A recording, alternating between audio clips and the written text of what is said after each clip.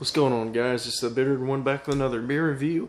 And tonight, as you can see, we've got Left Hand Brewing Company's Wake Up Dead. This is a limited edition Russian Imperial Stout from the brewery. And been trying to get back to my roots of the channel by looking up the beer and trying to come up with any fun factoids or anything about the beer. And I don't think they provided much information about that. But nevertheless, I did go on the website and try to provide something.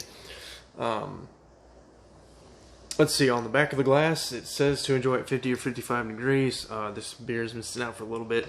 It'll heat up in no time as I pour it into the glass. It's 10.2% alcohol, so not sessionable by any means. You could cellar it up to 5 years. I guess cellaring is anybody's preference. I guess just after 5 years, a lot of beers tend to just dissolve. I guess the ingredients don't really hold up after 5 years. And then it says it has hints of raisin, black licorice, coffee, and dark chocolate, are followed by earthy herbal hop notes. There is a nitroed version of this beer, and I do not have that. I just happened to see this one and picked it up based on, you guessed it, marketing. See if I can get the pouring camera. I'll be uploading a video after Stout Month that I've already reviewed, and I didn't pour the beer in the glass. Russian Imperial Stout, so probably could have been a little more aggressive here, just to try and get some more head on this baby. But as you can see, the head there is very thin, although it is retaining. I would assume this thing is leaving, yeah, there's a little bit of alcohol legs on here. Not very long legs by any means, but it's there for 10.2% alcohol. Very light khaki brown. There is some dissipation going on as I'm talking. A lot of loose bubbles with the occasional thick bubble in there. Yeah, you can't see that, but anyways, let's put it up to the light here. There's some brown highlighting at the front, but you know, looks like a duck, acts like a duck, tastes like a duck. It's probably a duck. It's definitely a stout. It's black. You know, I don't really know how to describe a stout other than motor oil.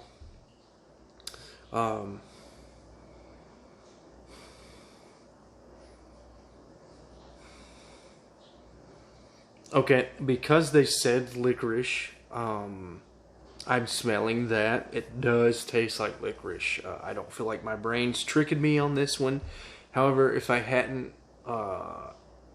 not had seen that taster note of hints of licorice, I would have called this more of a spicy note.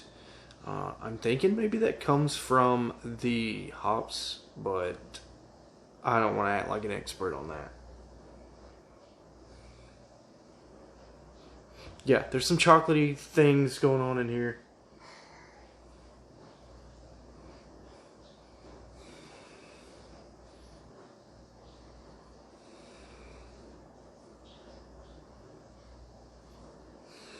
There's some sweetness going on here. Maybe maybe there's a touch of caramel hops, a touch of caramel malt in here. Not the variety of malt, just that typical malty caramel flavor. Maybe a touch of vanilla. Yeah, there's an underlying sweetness going on in here. Mostly I get the dark chocolate and the licorice on this thing, though.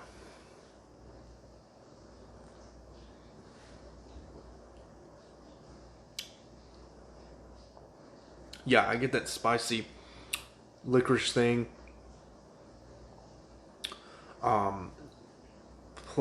Playing in the foreground would be that chocolate.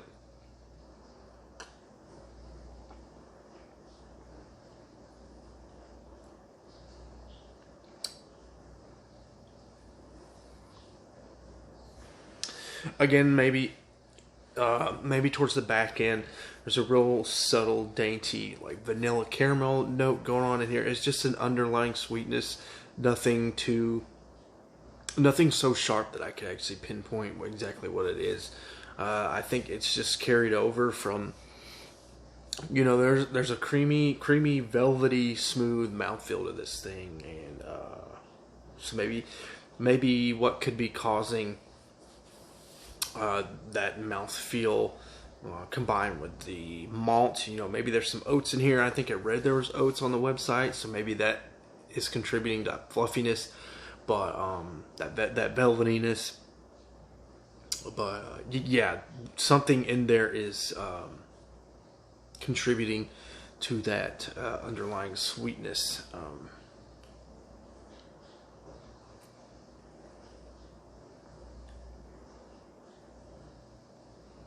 Yeah, this thing has a hop presence in here for sure. Did they say? Yeah, they don't say what hops they use, and I didn't look it up. But I think they put enough hops in here to balance this thing out.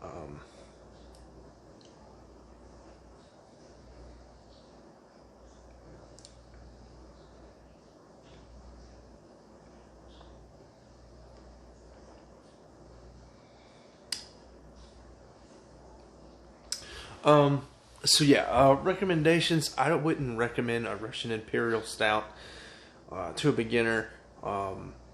Not even really to like a beginner stout fan either. I feel like Russian Imperial Stout is kind of where the aficionado goes. Kind of like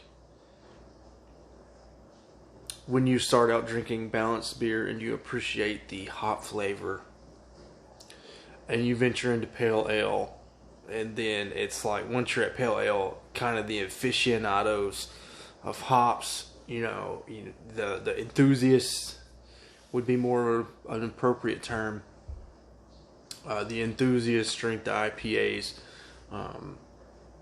So yeah, I would think the stout enthusiasts, that would be a more accurate term, would like this. This is a very well made Russian Imperial Stout.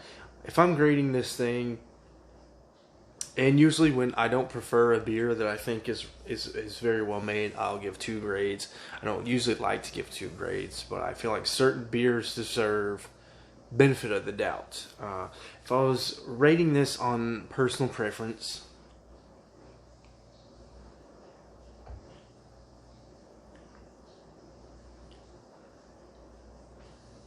I'd give it a 3 out of 5 on personal preference. I just don't care about licorice. And there's coffee in here. It's a stout. Stout is not one of my favorite. Stout is not one of my favorite styles. There we go. Brain farting. But this is a very well made stout. So let's say I was reviewing this as a BJCP judge, which I am not qualified, but let's say I was, if reviewing this as a competition Russian Imperial, I would be much more objective and give this a 4 out of 5. It's a very well made Russian Imperial Stout. If you are a stout enthusiast, a stout lover, or even a robust porter kind of person, you like your coffee and your roast, check this out. It's well made. Left Hand did not disappoint. I'm impressed overall. I mean, I guess you can't go wrong. I don't know. I'm just gonna close there before I just keep rambling and saying something stupid. Left Hand Brewing, Wake Up Dead, 3 out of 5. Till next time, guys. Cheers.